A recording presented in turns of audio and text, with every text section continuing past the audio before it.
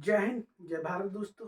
आज हम देखेंगे इतिहास में अष्टम अर्थात 8 का महत्व, कि हम जो भी प्रश्न करेंगे उन प्रश्नों का उत्तर 8 आएगा। और उस यात्रा में हम प्राचीन भारत, मध्यकालीन भारत और आधुनिक भारत से भी गुजरेंगे। तो उस यात्रा को हम प्रारंभ करते हैं और देखते हैं सबसे पहले कि 8 कहाँ आता है। तो देखते हैं कि सिद्धार्थ, जो हमने लिख रखा है कि सिद्धार्थ गौतम बुद्ध जिन्हें बोला जाता है, सिद्धार्थ को ज्ञान की प्राप्ति ध्यान में बैठने के कितने दिन बाद हुई थी या कौन से दिन हुई थी। सिद्धार्थ को ध्यान में बैठने के कौन से दिन ज्ञान की प्राप्ति हुई थी, और सिद्धार्थ कहलाए थे गौतम बुद्ध। तो वो दिन था 8वां, जिसे बोलते वैशाख पूर्णिमा का दिन। ध्यान रखना, उस अवस्था को संबोधि बोलते हैं, ज्ञान प्राप्ति बोलते हैं, लेकिन वो दिन वैशाख पूर्णिमा का था और ध्यान में बैठने के 8वें दिन प्राप्त हुई थी, ज्ञान की प्राप्ति हुई थी। किसको? सिद्धार्थ को। और वो कहलाए थे गौतम बुद्ध या तथागत। दूसरा 8 का फैक्ट भी कहते हैं गौतम बुद्ध से ही रिलेटेड है, कि गौतम बुद्ध ने जन्म मरण के चक्कर से, जन्म मृत्यु के चक्कर से मुक्ति प्राप्त करने के लिए कुल कितने मार्गों का प्रावधान किया है, या कुल कितने मार्ग उन्होंने इस जीवन चक्र से मुक्ति के बताए हैं। तो वो मार्ग हैं 8, जिन्हें कहते हैं अष्टांगिक मार्ग। बौद्ध दर्शन में इन अष्टांगिक मार्गों का बड़ा ही स्थान है, और उन अष्टांगिक मार्गों को क्रमशः तो नहीं, लेकिन फिर भी बोलते हैं सम्यक दृष्टि, सम्यक स्मृति, सम्यक वाक, सम्यक कर्म, सम्यक संकल्प, सम्यक व्यायाम, सम्यक आजीव और सम्यक समाधि। इस तरह उन्होंने, कहते हैं, जन्म मरण से मुक्ति के लिए बताए 8 मार्ग, जिसे कहते हैं अष्टांगिक मार्ग। तीसरा अष्टम का फैक्ट भी गौतम बुद्ध से जुड़ा हुआ है, कि गौतम बुद्ध की मृत्यु के बाद उनका अंतिम संस्कार किया गया और उनके अस्थि अवशेषों पर कितनी जगह स्तूप बनाए गए हैं, तो उसका उत्तर भी है 8। ध्यान रखना, गौतम बुद्ध की मृत्यु के बाद उनके अस्थि अवशेषों पर 8 जगह बनाए गए हैं स्तूप। अब आगे बढ़ते हैं तो प्राचीन भारत से ही सम्राट अशोक, मौर्य सम्राट अशोक की बात करते हैं, कि मौर्य सम्राट अशोक ने कलिंग का चर्चित अभियान अपने राज्य अभिषेक के कौन से वर्ष में किया था। तो उनका राज्याभिषेक हुआ था 269 बीसी में, 269 बीसी में, और उसके 8वें वर्ष में, उसके 8वें वर्ष में किया था उन्होंने कलिंग का अभियान। 269 से 8 काउंट करेंगे तो आएगा 261, अर्थात 261 बीसी में हुआ था कलिंग का महान निर्णायक युद्ध। इस युद्ध के बाद अशोक ने, कहते हैं, हिंसा का त्याग करके अहिंसा को अपनाया था। अशोक ने युद्ध का त्याग करके बुद्ध को अपनाया था। वह युद्ध उनके राज्य अभिषेक के 8वें वर्ष में हुआ था, अर्थात 261 बीसी में हुआ था कलिंग का महान निर्णायक युद्ध। वैदिक साहित्य ग्रहसूत्र में कुल कितने प्रकार के विवाहों का उल्लेख किया गया है? वैदिक साहित्य के एक भाग ग्रहसूत्र में कुल कितने प्रकार के विवाहों का उल्लेख किया गया है? तो विवाहों का प्रकार है कुल 8। ध्यान रखना, विवाहों का प्रकार है कुल 8, जिनमें से 4 मान्यता प्राप्त हैं और 4 गैर मान्यता प्राप्त हैं। मान्यता प्राप्त विवाहों में ब्रह्म विवाह आता है, आर्ष आता है, प्रजापत्य आता है और पुरोहित विवाह आता है। ध्यान रखना, ऐसे ही अमान्य विवाहों में 4 मान्य विवाह हैं, 4 अमान्य हैं, और कुल हो जाते हैं 8।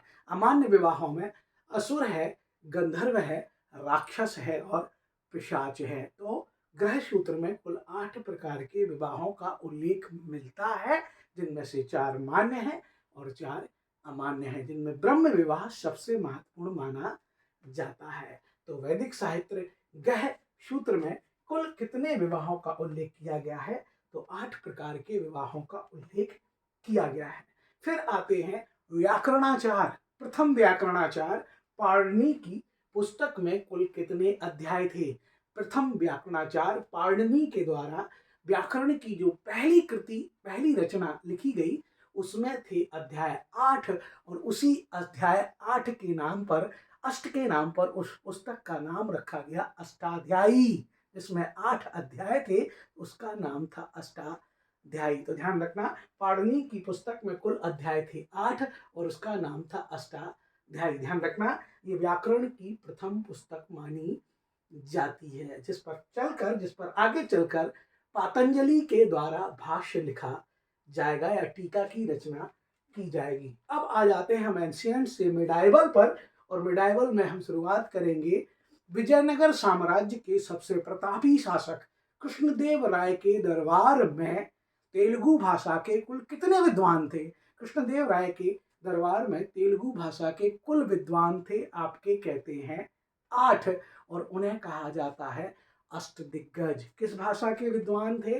तेलुगु भाषा के 8 विद्वान थे, जिन्हें कहा जाता है अष्टदिग्गज, जिनमें तेनाली रामा भी एक थे। और हम जब मिडाइवल में इस यात्रा को आगे बढ़ाएंगे भक्ति आंदोलन में पहुंचेंगे, तो वहां देखेंगे वल्लभाचार्य और उनके बेटे विठल दास के कुल शिष्यों की संख्या कुल कितनी थी? 8, और उन्हें इतिहास में कहा जाता है अष्टदिग्गज, अष्टछाप कहा जाता है। अष्टदिग्गज कृष्णदेव राय के दरबार में थे। अष्टछाप वल्लभाचार्य उनके बेटे के शिष्यों को बोला जाता है, और अष्टछाप में सूरदास भी एक थे। ध्यान रखना, अष्टछाप में सूरदास भी एक थे। पहले हमने अष्ट दिग्गज देखा, फिर अष्टछाप देखा, अब उसी से जुड़े हम अष्ट प्रधान देखेंगे। कहते हैं कि वीर मराठा शिवाजी के दरबार में, वीर मराठा शिवाजी के स्वराज्य में कुल कितने प्रधान थे जो उनके मंत्री के जैसे थे, उन्हें सलाह देते थे, उनका मार्गदर्शन करते थे? तो उन प्रधानों की संख्या भी थी 8, जिन्हें कहा जाता है अष्ट प्रधान। शिवाजी के अष्ट प्रधान उनके शासन प्रशासन का आधार माने जाते हैं। ऐसे ही जब हम मॉडर्न में आते हैं, तो कहा जाता है कि बाल गंगाधर तिलक को धारा 124A के तहत, जिसे राजद्रोह की धारा माना जाता है, के तहत कब हुई थी 6 वर्ष के कारावास की सजा? तो वो वर्ष था 1908। सूरत की फूट के बाद ब्रिटिश सरकार द्वारा गरम दल के दमन कार्यों के हेतु, गरम दल के दमन करने के हेतु तिलक को दी गई थी 6 वर्ष के कठोर कारावास की सजा, और वो सजा दी गई थी 1908 में। 1908 से लेके 14 तक तिलक रहेंगे मांडले जेल में, जहां पर जेल में वो गीता रहस्य पुस्तक की रचना करेंगे। लेकिन हमने पूछा था, बाल गंगाधर तिलक को कहते हैं राजद्रोह के तहत 6 वर्ष का कारावास दिया गया 1908 में। ध्यान रखना, 1937 में जो प्रांतीय चुनाव हुए थे, 11 राज्यों में प्रांतीय चुनाव हुए थे, उनमें कांग्रेस की सरकार कुल कितने राज्यों में बनी थी? तो 1937 के प्रांतीय चुनावों में कांग्रेस की सरकार बनी थी कुल 8 राज्यों में, जबकि कुल चुनाव हुआ था 11 राज्यों में। तो ध्यान रखना, 1937 में हुए प्रांतीय चुनाव में कांग्रेस की सरकार कुल बनी थी 8 राज्य में। आप यहाँ ध्यान रखना कि 11 राज्यों में 5 राज्यों में पूर्ण बहुमत से आई थी कांग्रेस, और 3 राज्यों में उसको सहयोग मिला था, और कुल 8 राज्यों में उसने सरकार बनाई थी, जबकि 3 राज्यों में उसकी सरकार नहीं बनी थी। ध्यान रखना, 3 राज्यों में उसकी सरकार बंगाल, पंजाब और सिंध में नहीं बन पाई थी, जबकि 8 राज्यों में उसकी सरकार बनी थी, 5 में पूर्ण बहुमत से और 3 में किसी के सहयोग से। आगे कहते हैं भारत छोड़ो आंदोलन की शुरुआत कांग्रेस और गांधी जी के द्वारा की गई थी 8 अगस्त 1942 को। 8 अगस्त 1942 को ग्वालियर टैंक मैदान से गांधी जी ने करो या मरो के नारे के साथ शुरुआत की थी भारत छोड़ो आंदोलन की। तो ये था हमारा इतिहास में अष्टम या 8 की यात्रा का एक छोटा सा प्रयास। ऐसे ही रचनात्मक प्रयासों के साथ हम आपसे मिलते रहेंगे। जय हिंद, जय भारत दोस्तों।